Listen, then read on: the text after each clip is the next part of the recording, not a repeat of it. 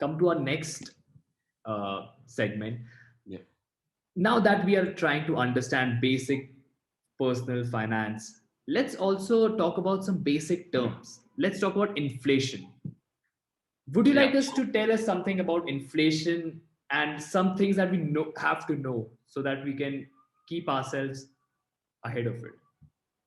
So inflation, like in simple terms, let's not. I mean, in simple terms, how would you say inflation? Like, uh, if you remember when we were in school, I think 100 rupees was extremely, like, it was Hmm. good enough money for Right, a right. school kid to be very honest. Yes. Today, I think 500 is not going to be enough. The kids these days need at least 1,000 rupees to go out there and do any kind of stuff. I mean, even go to a movie, it will cost you around 300, 400 rupees. So I mean, in simple language, it's simply the reduction of purchasing power for a specific amount of money. In simple language. Okay. So, uh, so 1 lakh rupees in 2010 was worth much, much, much more than what it is today. So why does this thing happen? First, we need to Yeah, understand yeah. why this happens. So inflation happens because of this interconnection. I mean, everything in this world is connected. I mean, when you buy this particular shirt, it has reached to you through a web of connectivity. The first thing first, someone would have uh, produced that cotton, then went to garment manufacturer, then transported. So even rise in price of one particular component out of this whole value chain will have an effect on the other because it's connected, right? I mean, let's say petrol diesel prices are like on an all-time high. 100 rupees, it has touched almost in India. In most of the states it has touched 100 rupees. So now what's going to happen? The transportation is going to increase because petrol is needed, diesel is needed in these trucks and these buses and everything. So obviously everything is going, the price of everything is going to increase. So how will you compensate for that? What do you do about it? Obviously you'll have to earn more, right? So it's like this interconnectivity of things leads to this increase in price, because obviously if one thing is going to change, the other things are going to change. Now the inflation, somewhat inflation is good also, because when it when you spend 2 years 3 years in a particular company, you expect the pay raise to keep increasing with 15%, right? Why do you expect the pay raise to be increasing with 15%? Because it's an incentive for your expertise, right? You want your expertise to be valued more sequentially. Eventually you are becoming a better, let's say a software programmer or a computer engineer or a financial advisor. So you want to be compensated more than what you were compensated earlier. So this also leads to this basically leads for you to have an incentive to do more hard work. So in way, inflation, somewhat inflation is very, very important and very, very needed. That's your incentive Yes. to work basically. So Right.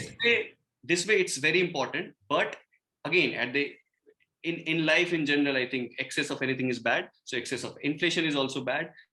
Totally absence of inflation is also bad, to be very honest. So yeah, so this is the basic thing that everyone needs to understand, that everything is interconnected, and the price movement of one particular thing will have an effect on the price movement of other things, and this is how it works. So now, to compensate for that, this inflation, we need to have this understanding that how much inflation it is every year. So this is Yep. why the government Yep. publishes this inflation rate. So what is this inflation rate? 4%, 5%. It's the weighted average of all the basket of goods that an average person would consume on a day-to-day basis.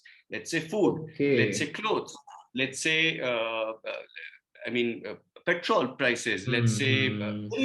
anything and everything Everything that you, basic. Everything basic or yeah, everything? everything basic. Okay. So Okay. there are multiple indexes of measuring this particular index. And what are those indexes? Different sets of baskets of goods. So retail inflation will look at only retail products. Consumer price index, CPI will look at the basic basket of goods, which consist of food, clothes, petrol, Okay. Okay. and these things. So this is the way we measure that okay, this is for the RBI to have a look. Okay, the inflation is under control. It's around 3%, 4%. It's cool. Everything is going good. When it goes to, let's say, 5%, 6%, then it's a time to worry, because okay, the value of your rupees is declining pretty fast, which is not good. You need Right. to have it under control. So this number they usually publish to have a control of this particular, growth in each. You are giving incentive for people to grow also, as well as you're keeping it under control so that it doesn't spin out of hand. So it's in simple language, that's it. Wow, that I thought I knew inflation, but I really got two, three very insightful points here. First, inflation is important. Like it is necessary. Yeah, That is an incentive for you right. to level up, basically. True. That is an important point. Second, inflation is because you have such a huge chain of network. Any change, any increase in prices, any one component will rise the whole price of the product. Correct. So yeah, Correct. that Correct. is like inevitable. It has to happen. Yeah, inevitable. Correct. Absolutely. Right. Right. Okay. So, but one thing I wanted to understand was, so you said 3-4% we consider it's okay.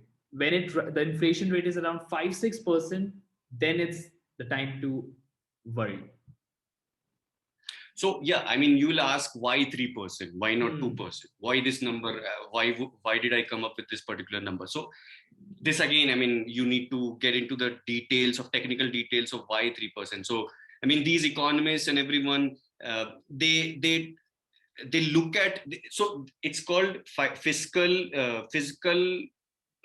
there is a committee, FSCA. I mean, I may be wrong about the abbreviation. So basically, it's the financial committee of the RBI and the Ministry of the Commerce that come together and set up rules to to come up with a in, to come up with an inflation Hmm. target. So they Okay. target that it should be 3%. Why do they come up with 3%? It's the practical approach, hit and trial method for a long period of time that we have been doing for, Hmm. like, let's say 70 years, and we know that this is the 3% that is going to keep the economy under control, and it is practiced all over the world. I mean, 3% is 3 to 5% is considered to be the perfect number for inflation all around the globe. Most of the economists agree on that. Obviously, I mean, you'll have to debate with these economists to go in very, Hmm. very detail why 3% Yeah, is the correct number. Obviously, it's the hit and trial and I simulation kind think of thing that you yes. need to run. That's a Yeah, result of like many years, the process that has many happened. years of So process. Yeah, yeah, yeah. okay, let's trust the percentage. Let's trust the value. We are Okay. not anyway good enough to, like, Yeah, challenge them. exactly, exactly. Okay. Okay, good talk about inflation. Uh,